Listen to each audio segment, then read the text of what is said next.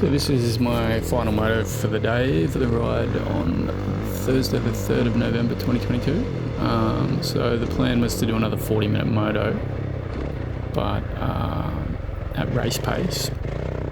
So you can see straight away this is quite a bit quicker than most of the laps on the 40-minute video. I just watched, I took a break in between these motos and went up to my car and saw Connor Towell riding Supercross, so that kind of revved me up a bit. Came back down for this last moto. He was definitely pushing it a bit harder. I had the Lit Pro app running as well, so I'll put the some of the numbers from that up. I just tried to get the video sync to work with the GoPro, but it's definitely not going to work with this system. I think I need an iPad to do that. I think that's what the internet was saying, so yeah, I'll look into that. I don't really want to spend $1,000 on an iPad just for that.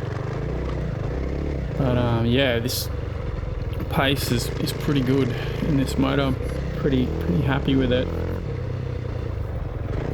A lot smoother. Just generally better bike control. So yeah, I think this first lap's going to come in around low 230s.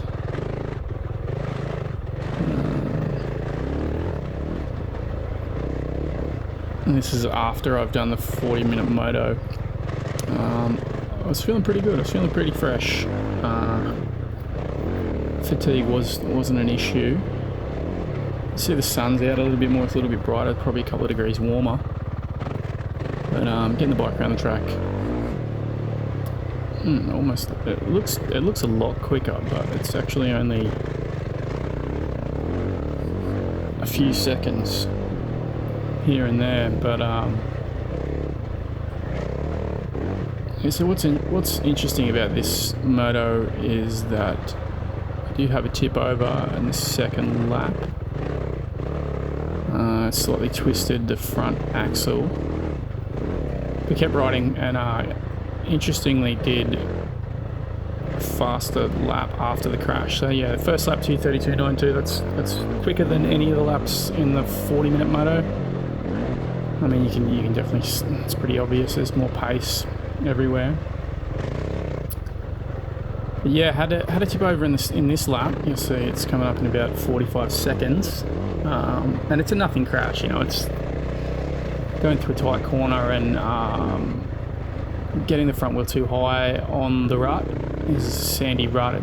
If you get too high, it's going to push straight through and the bike's going to tip over, but it's not what you'd call a major crash. It's the opposite of a major crash. It's just a tip over in a corner, slow corner, probably only going fairly 5 k's an hour or something like that. But yeah, as I said, the plan was to do another 40-minute moto. It's interesting, I have this tip over coming up. It's about 5 corners away. And the front end does twist slightly, the axle's definitely slightly out. And I keep going and I'm thinking, geez, the bike doesn't feel as stable. It definitely felt crooked, but interesting that I did my fastest lap of the day and my personal best with a crooked axle. It goes to show that on race day, if you do have a crash or a tip over and your bike does feel a bit crooked, you can still put your best laps down. I am a bit surprised, but I think it's a good sign. Gives a bit of confidence and whatnot. So yeah, this is the corner. It's a crash coming up. It's in a fairly soft area, although that doesn't look like powdery sand. I remember that. I thought that was fairly powdery sand, but yeah, it's a nothing crash. No damage to the bike, no damage to me. Shoulder felt like a tiny bit sore today, but nothing to worry about. Could still go to the gym. Could still do everything. Going to work tonight. No issues. It's about as minor of a crash as you could possibly have. Enough to twist the front axle though. So on race day, you'd be getting up and getting going quicker. I mean, there's training. I probably should practice getting up and getting going quicker, but yeah, it's training. The important thing is that you do get up and keep going. But yeah, straight back into it, straight back on it. Not phased by the tip over. And see, I've carved out a nice little line now. It looks like it's down to sort of almost like a red dirt there. I suppose there's probably dirt under this sand. Yeah, so this lap's a bit of a write-off. There was obviously a good 30 or 40 seconds of just getting the bike going again. I mean, on race day, you wouldn't be taking 40 seconds to stand the bike up and get back on it. You'd be back on it and going again probably a second or three, but yeah, so that lap was about 3:20. But yeah, this is the heater lap. This is the PB lap, 2:31, I think it is. And yeah, as I said, it's just interesting that it's with a slightly twisted axle, front axle. That bit, I think I definitely got some time there, slightly higher line through that corner. Just the flow was heaps better. Over that jump was a lot better. That corner was good. These rollers, yeah, looking pretty tidy. Almost pre-landing the bike over the roller for that corner. This section looks good. I must nail this corner. Yeah, straight through it, no issues there.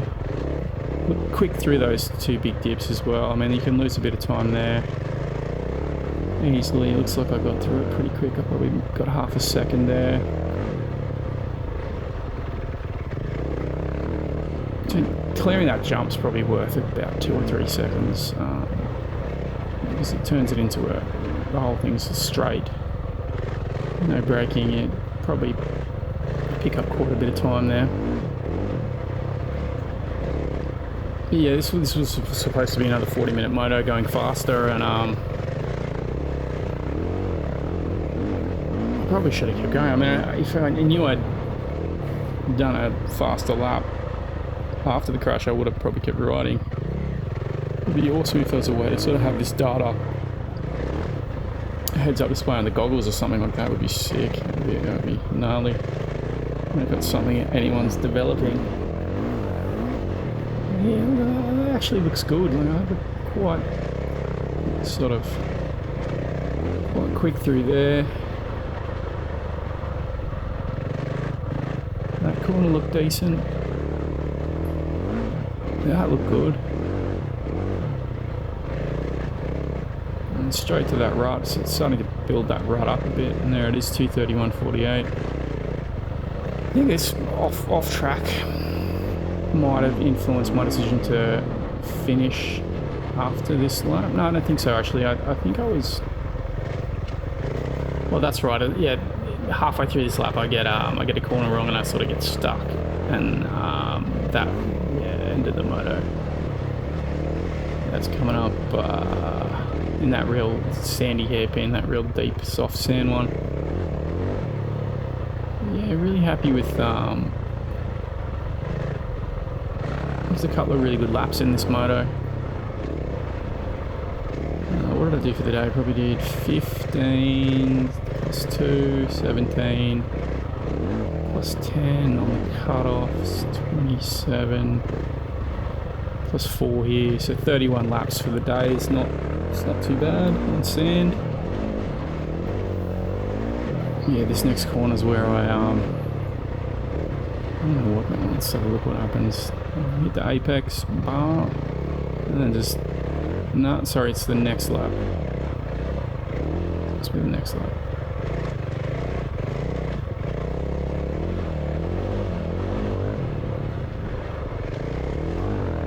So interestingly, this lap clocks in at about a 2:35, which is Oh, it's hard to tell just by looking at it. I mean, it looks pretty good. There's no real obvious mistakes in this lap. It's pretty smooth and consistent, but I don't know if maybe I was taking the outside lines more often. If you're on the outside line, you're covering more distance, so your lap's going to be slower. Generally, the inside line's going to be faster because it's less meters. You can see that spot where I put it down and kind of wrecked the run a little bit.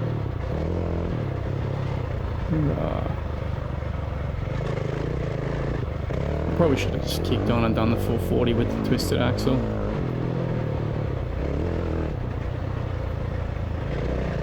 Yeah, not so quick through there. Probably hurts the lap a little bit. It's pretty tidy. Love that section, so much fun. Yeah, so if you're watching this and you're thinking this is something you want to get into, look up a company called Finance My Bike. They specialise in loans for motorcycle purchases. Get yourself a bike via Finance My Bike and come for a ride. This place is open most days of the week, I think. I ride here weekly. Get yourself a bike, a helmet and boots and a gear set. That's pretty much all you need to get started.